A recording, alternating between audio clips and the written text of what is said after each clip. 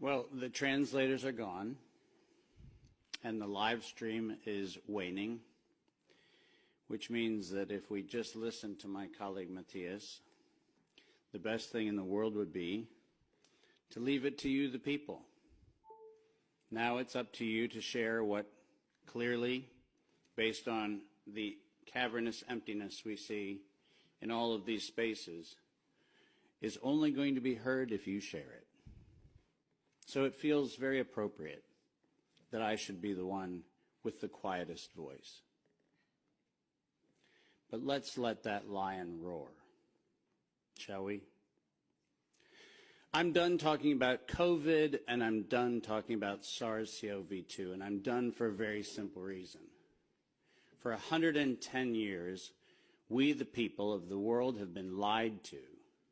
We're a group, a very small number of criminal, industrial conspirators decided to subordinate the entirety of the human population for the purpose of their sinister plans to enrich themselves while impoverishing and killing the rest of humanity.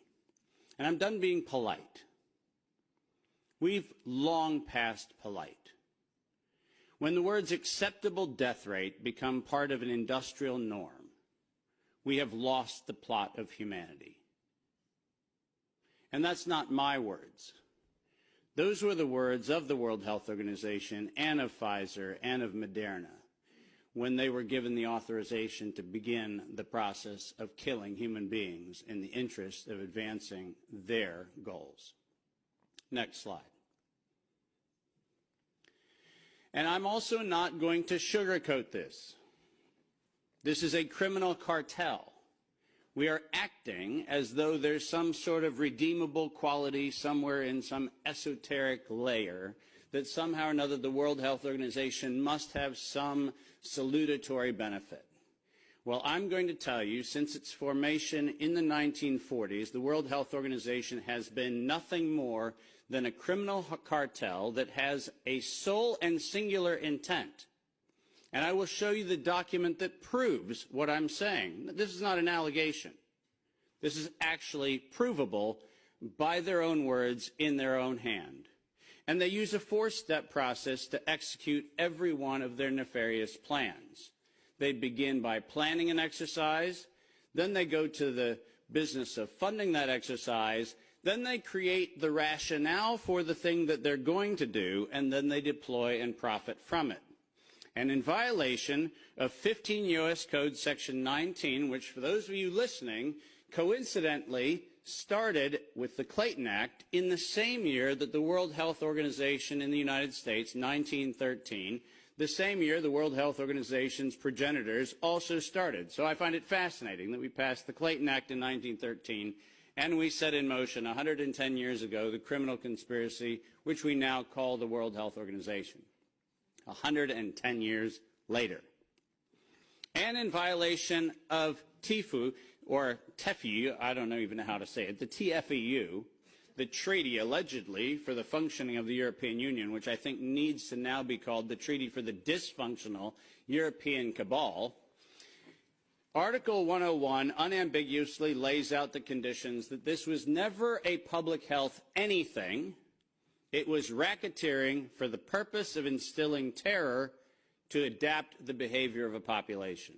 Period. That's what it was. That's what it always was.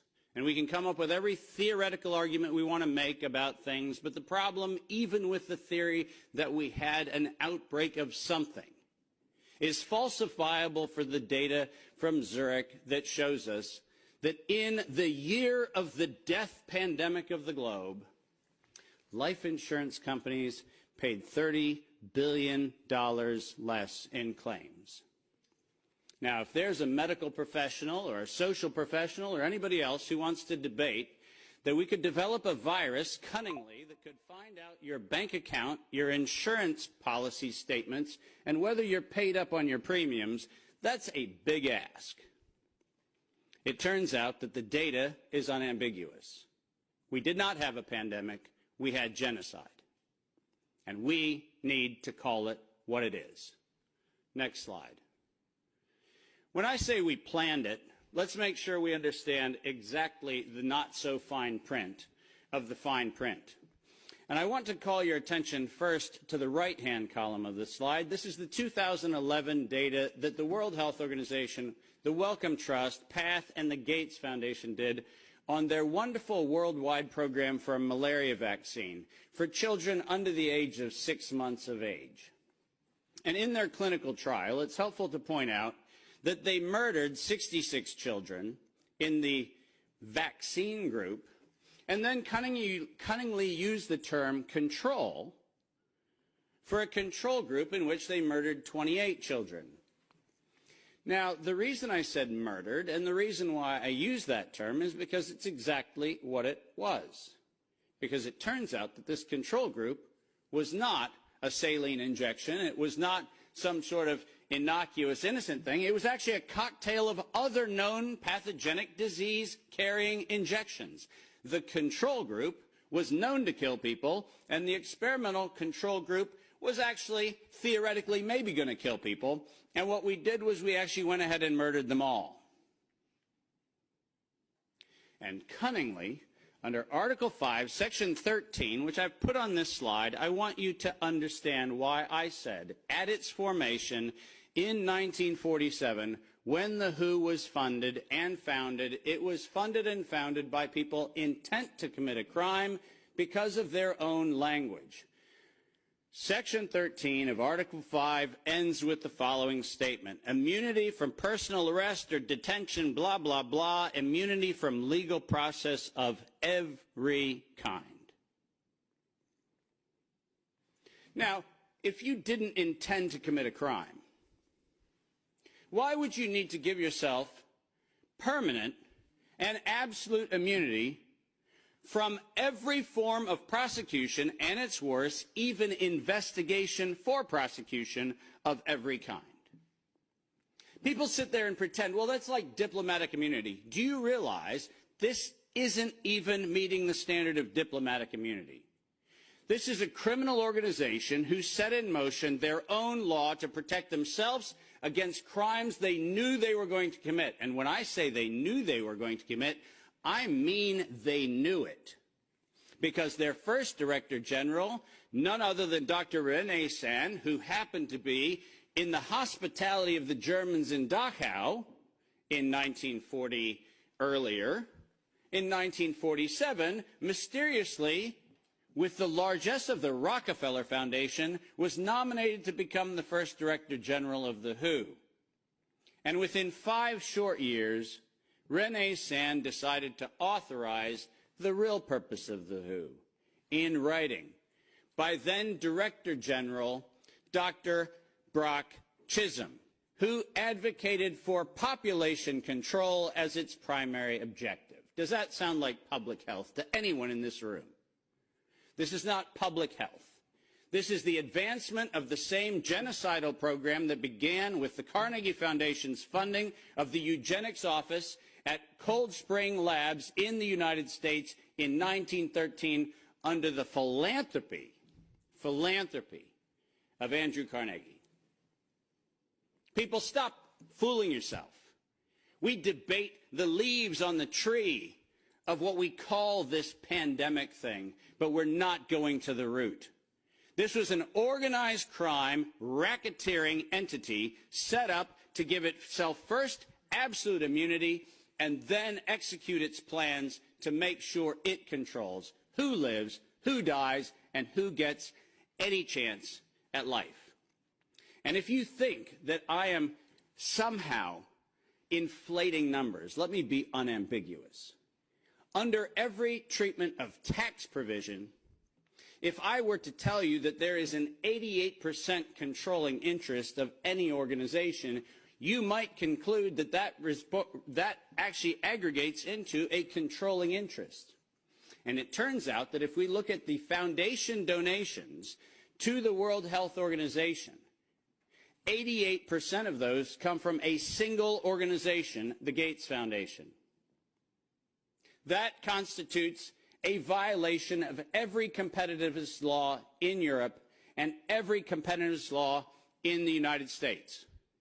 This is absolutely not only not an independent, charitably funded donation, but more importantly, under the tax laws on both sides of the Atlantic, this constitutes directed donations which specifically are forbidden and do not have any place anywhere in the Charter of the World Health Organization or any of the UN-affiliated organizations. When I say this is a crime, I mean it's a tax crime, a racketeering crime, a money laundering crime, and now the crime of racketeering leading to murder and global terrorism. Next slide. I told you that the second thing after they plan it is they fund it. And why don't we use the criminals' language in their own words, because it's the best way to say it. When they actually planned the release of the use of a biologically modified chimera associated with the model derived from coronavirus, they actually said the following: to sustain the funding base beyond the crisis, we need to increase the public understanding for the needful medical countermeasures such as a pan-influenza or pan-coronavirus vaccine.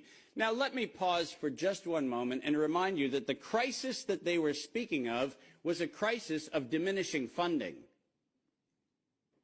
There was no health crisis. This was a crisis of their coffers were starting to run dry. That's the crisis. And let's read on. A key driver is the media, and the economics will follow the hype. We need to use that hype to our advantage to get to the real issues. Investors will respond if they see profit at the end of the process. That is officially the statement made by the conspiratorial cabal that by that time was the decade of vaccines put in motion in 2011 by the Global Preparedness Monitoring Board of the World Health Organization, and it was the funding base for Peter Daszak's partnership with the chimeric production of pathogens both in North Carolina and in Wuhan. So don't tell me that we have to do an investigation into where this came from. The criminals have admitted to it in their own words. Next slide. And now we get the fun one that no one in Congress is willing to address, which is the elephant in the room. On October the 21st, 2014, despite the multiple conversations between Senator Rand Paul and Anthony Fauci, where we've been told that Rand Paul has done everything he can to put Fauci on the ropes, he has had in his possession the letter that you see on the left.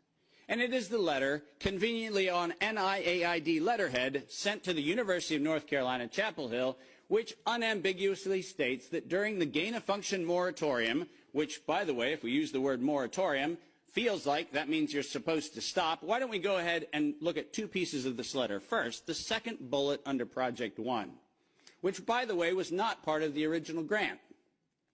This was to look at the novel functions of the virus pathogenesis in vivo. You know what that means? In living systems. The grant was supposed to be clinical simulations and models, but this grant was modified with this letter to say we were going to authorize gain-of-function research during the moratorium in living systems. And then we love the last paragraph of this letter, which conveniently says, as your grant is currently funded, this pause is voluntary. How many times have you met a voluntary moratorium? And the best part about it is that if we look at the very last line, or continue to conduct the applicable gain-of-function research until the end of the currently active budget period. But here comes the problem. You know who is supplying the budget? An indefinite term, unlimited amount contract from DARPA and from NIH. Isn't it convenient to have a perpetually funded project that needs to stop when the money runs out, when you find out that there is no point where the money runs out because there is no end to the thing that has no end? Unless you think that I'm making an allegation, which I'm not, I'm making an accusation. Let's be clear. And there's a big difference. I'm not alleging anything. They actually went to the trouble of telling us that it was going to be the Wuhan virus that was going to get us. As you see on the right-hand side of the screen, published in 2016, March 14th of 2016, the SARS-like Wuhan Institute of Virology Virus 1, and I quote, is poised for human emergence. Does that sound like we're just surprised that something in Wuhan went a little haywire in December of 2019? Or does it feel like we were told, look at Wuhan, and look at coronavirus, and look at what we've been doing to manipulate coronavirus in Wuhan and the University of North Carolina, Chapel Hill, and lo and behold, we're going to go ahead and tell you that we're ready to release it in 2016. Next slide. We're almost done. And then they created it. Now, all of you know that I am criticized globally for my use of the term biological warfare. I do that because I am credentialed to do that.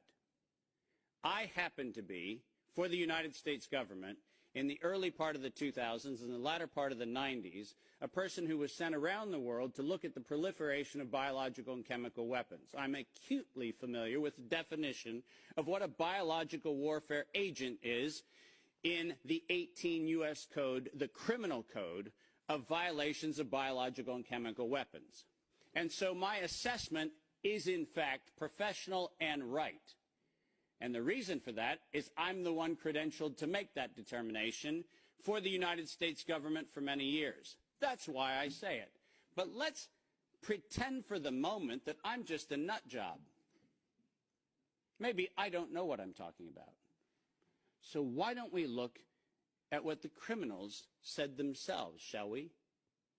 In 2005, at a conference sponsored by DARPA and the MITRE Corporation, Ralph Barrick, the architect of the lethal strand that has been injected into millions and billions of people's arms, that Ralph Barrick was sponsored to present the following, and let's go ahead and use his words, presentation: synthetic coronaviruses, biohacking, bio-warfare enabling technologies.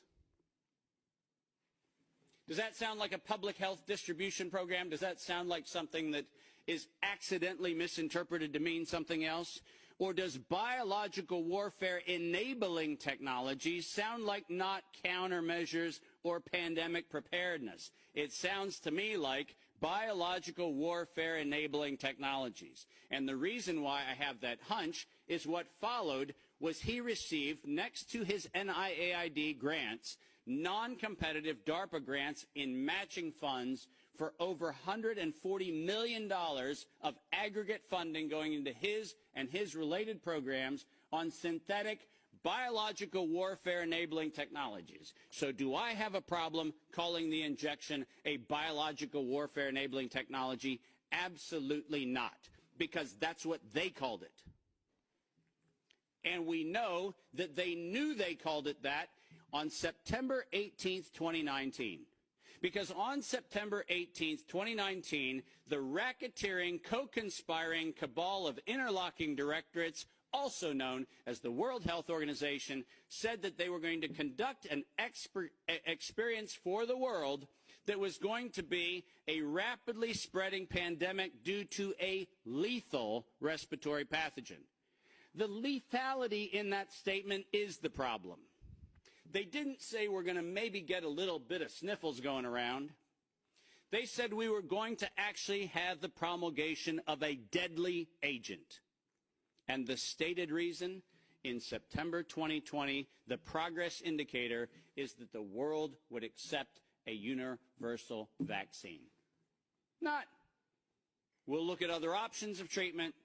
Not, we'll have a look at what might be early intervention, as Dr. McCullough has so clearly advocated for in many, many, many instances. Not that. We stated on September 18th, 2019, we were intending to kill.